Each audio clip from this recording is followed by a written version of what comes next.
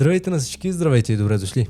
Аз съм Стилиан и днес в това видео искам да поговоря за нещо, което не е свързано с политиката, а е свързано с хората, които са на моята възраст, а и по-малки. Искам да поговоря за това да се избере посоката, в която искаме да се развиваме и това да не ни е страх да действаме. Това е нещо, което не виждам да се засяга от никого, а по-често, ако се засяга, е от хора, които искат да ни вкарат в дадени схеми, пирамиди и организации, които изобщо не се занимават с това да ни развият, да ни покажат правилния път, а всъщност искат просто да ни вземат парите. И за това просто не виждам толкова хора, млади, които говорят по тази тема. Затова съм тук да я отразя и до някаква степен се надявам да помогна на хората, които имат дадени идеи, имат цели, които просто не са тръгнали към тях, не защото не могат да ги постигнат, а заради липса на подкрепа от близки, липса на желание, мотивация. Всъщност то не е до мотивацията, а е до това колко го желаем и каква ни е целта. Ще започна от тук, че когато едно нещо ни дърпа така, сърцето ни го иска, без никаква външна причина, ние просто искаме да правим нещо, без да обясняваме на хората защо и как и какво точно чувстваме за това, е правилното нещо, което искаме да правим. Но за да стигнем до там, поне в моя случай, съм пробвал много неща, които от началото съм си мислил, че няма никаква връзка между тях, но в крайна сметка се оказва, като погледнем назад, се оказва всичко правилно и някак си нещата наистина са били сякаш по сценарии подредени, само за да може да се случи това, което се случва в момента. Но както Стив Джобс беше казал веднъж, точките винаги се свързват, когато гледаме назад. Ако гледаме напред, точките винаги няма да бъдат свързани и дори няма да правят логика много от нещата, които правим. Но, както казах, точките се връзват и се свързват само когато гледаме назад. Точно това е. И сега искам аз да погледна назад и да ви разкажа това как аз стигнах до тук и разбрах това, което аз искам да правя. Разбрах каква е целта ми и това, което аз искам в един момент живот и здраве и естествено успех в това да работя. Ще ви върна малко назад, точно когато бях на 15-16 годишна възраст, точно преди началото на този канал. Тогава аз мислех по коренно различен начин. Мислех, че да се учи не е нещо, което трябва да бъде поставено на пиедестал. Това, че може да се успее по всякакъв начин, което е правилно, но тогава го мислех по начина, че ако не учим, все може да успеем. Така е. Но се случва рядко и се случва 1 на милион. Тогава моята идея беше да стана актьор. Както ме виждате, не съм процъфтял актьор, даже никъде не съм, аз не уча в надпис даже. Влязох в една театрална трупа, която цялата ми идея беше да се докосна до актьорското майсторство и да видя дали ми харесва и дали това нещо има бъдеще. Когато влязох вътре, тогава аз разбрах, че това не е нещо, което аз искам да правя и това да станеш актьор в България, ако нямаш връзки, естествено няма как да стане. Поставил го в голямата перспектива на всяка година завършва студенти от надвис, а в крайна сметка виждаме едни и същи актьори по телевизията. И така аз се отказах от тази цел. Но това много ми помогна на по-късен етап. Театралната трупа аз се научих да излизам пред хора, 100, 200, даже може би повече души и да се правя на нещо, което не съм. Тогава доста ме беше страх от това да правя такива неща и като цяло да изляза пред доста голяма аудитория и да показвам нещо, което искам да показвам, а тогава беше това да покажа нещо, което не съм, в крайна сметка беше пагубно за мен. Представях си как хората от публиката ще си помислят, че това, което показвам на сцената, е това, което съм и не ми се връзваше и не ми харесваше. Тогава не разбирах цялата идея на театъра. Тоест, разбирах я много добре, но вътрешно в себе си аз не можех да се пречупя. Това се случи с години практика в театралната трупа, но в крайна сметка аз разбрах, че това не ми е целта. Много се радвам, че тогава срещнах хора, които ми помогнаха с доста неща. Например, отидохме на театрален workshop, в който се запознах с много хора като мен, които просто искат да се занимават с актьорско майсторство и го правят не защото искат да бъдат актьори, а защото просто искат да се занимават с това като с хоби. Там срещнах хора, които просто промениха начина ми на мислене и до ден днес сме приятели с тях. Ще спомена Рая Гънчева, поздрави, която разбираше от филми, тя все още разбира, уникален човек, прави ги супер добре и тя ми помогна в това да погледна към снимането на филми, обработката на видеа по-дълбоко и да се занимавам с това, макар и не толкова дълго, но да се занимавам. И там аз се научих да обработвам видеа.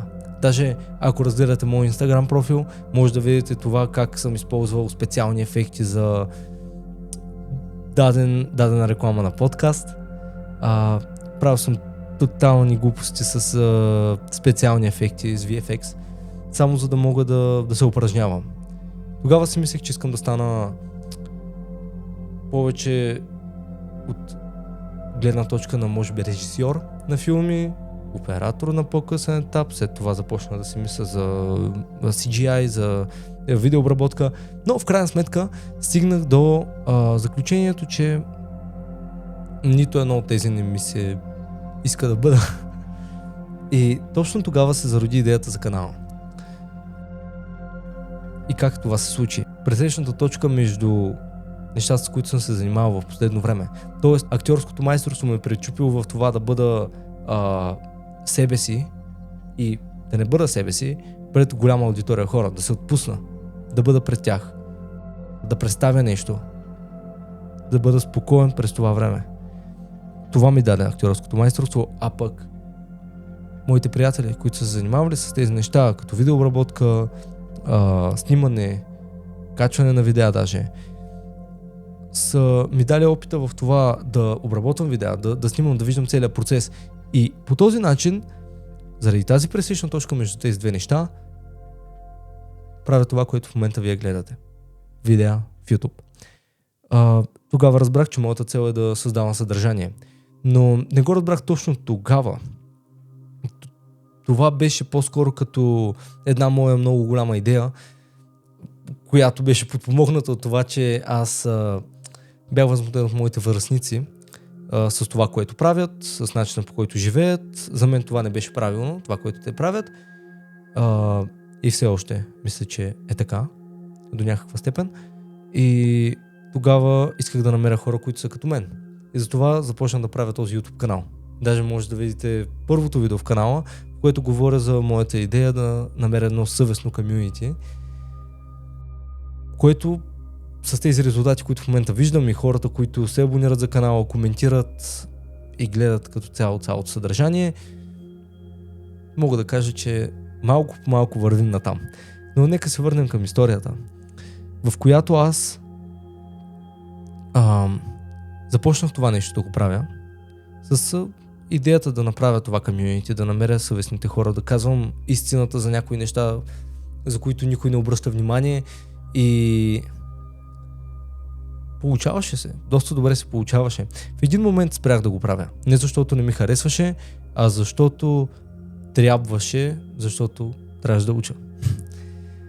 Станах 11 клас, края 12 клас, вече изобщо спрях да се занимавам с тези неща заради училище. Казах си, че след като завърша, моментално започвам да го правя. Тоест, вече си бях поставил целта и желанието ми във всеки изминаващ ден ставаше все по-голямо и по-голямо да започна да го правя това нещо.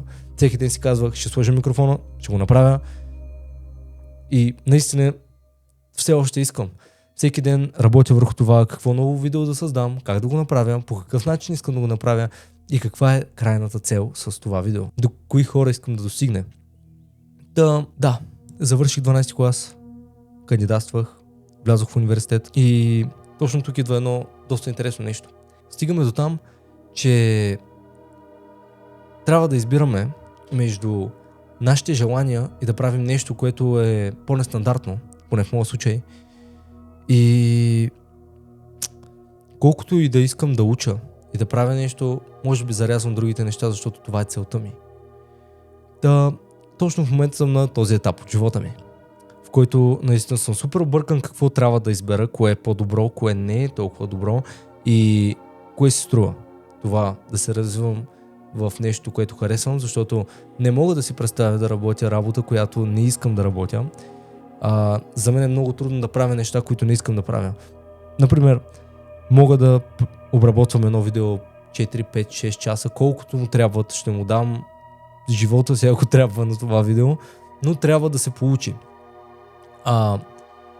Работата, която върша, но нямам желание да я правя, защото трябва да я направя, не я върша качествено, не защото не мога да я свърша качествено, а защото не ми се занимава. И гледам просто да я претупам отгоре и да минава. В момента, в който трябва да си изберете целта, не го казвам като гуру тип Юли Тонкин, като си избирате целта, давайте, изберете я. Не го казвам по този начин.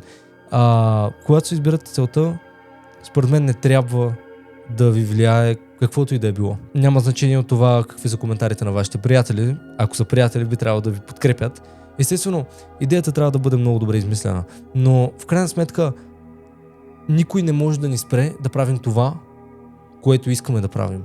Защото, както казах в началото, ако нещо ни е в сърцето и ние искаме да го правим, просто ще го правим каквото и да се случва. И трябва да го правим. Защото според мен няма друг път, по който трябва да се движим. Ако не правим това, което искаме, то в крайна сметка ще правим нещо, което изобщо не искаме. А в нашия живот, който е, да кажем, 70-80 години, средно, надявам се, в нашия живот работата е нещото, в което ние ще харчим най-много време. Така че много е важно да изберем това, какви искаме да станем. И няма значение кой ни подкрепя, по какъв начин ни подкрепя, според мен е правилно и трябва да се случва. Защото, например, няма какво да се лъжем, моите родители, да, подкрепят ме в това, което правя, но със сигурност не са толкова в това. Те естествено не разбират толкова, колкото аз разбирам от тези неща. Естествено, трябва да се вслушваме в тях. Не трябва да им зарязваме мнението отстрани и да казваме, те не разбират. Не, те наистина разбират, защото са хора, които са минали през, може би, тези неща, които и ние преминаваме. Но винаги трябва да си имаме едно на ум, че да, тяхното мнение е много важно, да вземем нещата, които са градивни, но все пак да не се отказваме, а и да го направим. Защото направим ли го, няма да съжаляваме на по-късен етап, защото едно от най-хубавите неща е да грешим. Защото когато грешим, т.е. няма по-добър опит, няма по-добро учение от грешката. Защото когато сгрешим, тогава се научаваме най-добре. Точно това е. Да правим това, което искаме и да се борим. И изобщо да не мислим кое прави логика, кое не прави логика, а да се занимаваме с тези неща. Защото, както ви казах в самото начало и разказах в моята история, точките никога няма да се свързват, ако ги мислим. Ще се свържат в един момент в бъдещето, като се обърнем назад, ще си кажем, да, то се е случило така. И ще изглежда доста лесно. Ще кажете, да, това го направих, другото направих, не е толкова сложно. Да, но било е сложно. Много сложно. И ако сега си казвате, да, на теб ти е лесно, то се е случило, при мен няма как да се случи, не е вярно. Мога да ви кажа, че при мен беше супер сложно и даже не знам как стигнах до тук. Тоест, не трябва по никакъв начин да се подценявате, Защото и аз съм гледал видеа на хора, които казват, аз успях, аз направих дадено нещо. Например, Стив Джобс, Илон Мъск, както е казал Арнолд Шварценегер, no pain, no gain. И не става въпрос само за залата. Става въпрос за това, че ако преминем през онази болка в този период, в който искаме да се откажем напълно, точно тогава не трябва да спираме. Защото тогава ние разбираме това, което искаме да правим, разбираме трудността и се научаваме на истинското, на това, което наистина трябва да се прави. Да, аз не съм минал през един оттъпкан път, опитвам се да го отъпвам колкото се може повече. И аз съм бил на място на вас, които може би гледат това видео и си казват, вау, това е интересно, на мен няма да ми се случи, ще се случи. Просто се опитвайте и в никакъв случай не си казвайте, няма как да стане. Защото аз винаги съм казвал, гледайки подобни видеа, от такъв тип съм си казвал, не, няма как да стане. В никакъв случай. Това е 1 на милион. Този човек е успял. Няма как аз да успея. Не. Не казвам, че съм успял. Имам много хляб да ям, докато успея. Но това, което искам да кажа е, виждам резултати. Затова най-много се фащам. И желанието ми е толкова голямо, че просто не слагам вариант, в който мога да се проваля. А ако се проваля, няма да съжалявам за нито едно от нещата, които съм направил тук. Забравих какво казах преди това. Просто правете това, което искате, това, което обичате. Защото един ден, много често съм се замислял за това, един ден ще съм възрастен, живот и здраве, ще седна на един стол и ще си кажа, какво направих? И ще се сетя за това, което съм пропуснал да направя. Възможността, която съм имал и не съм я взел. И ще съжалявам за това. Представете си тази ситуация при вас. Това няма да е хубаво, нали така? Не се отказвайте, винаги може да се получи. Аз бях така, както казах.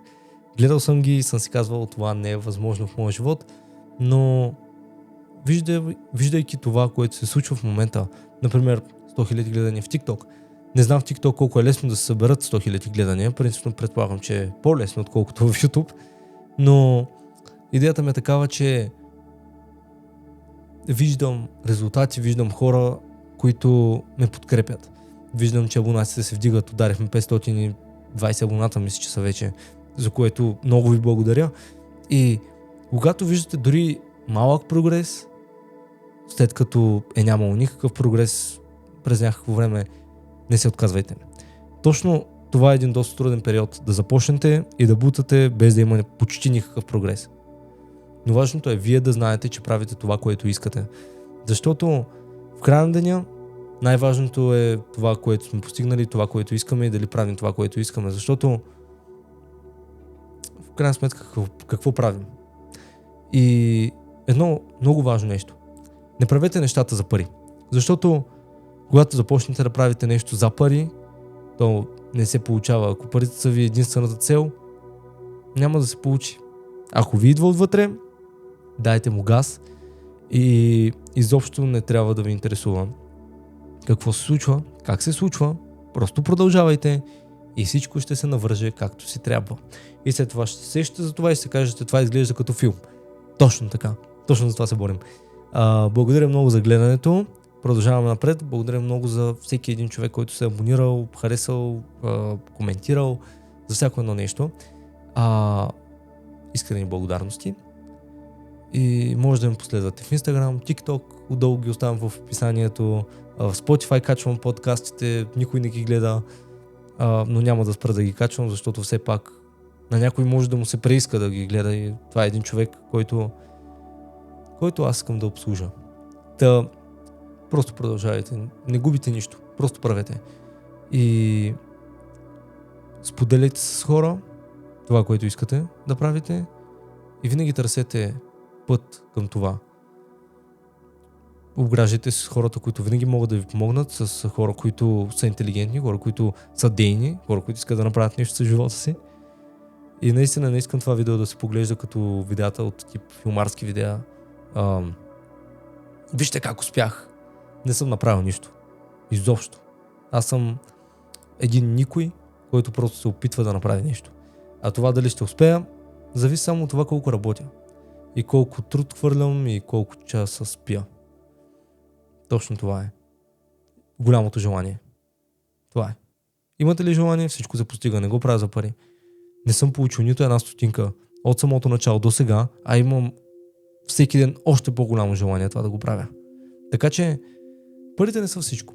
Парите в крайна сметка са едни хартийки. Да, управляват света, но например, целта на канала в момента ми е да помагам на младите и те да намерят път към всичко. Затова правя видеа, в които разглеждаме такива професии, които не са стандартни.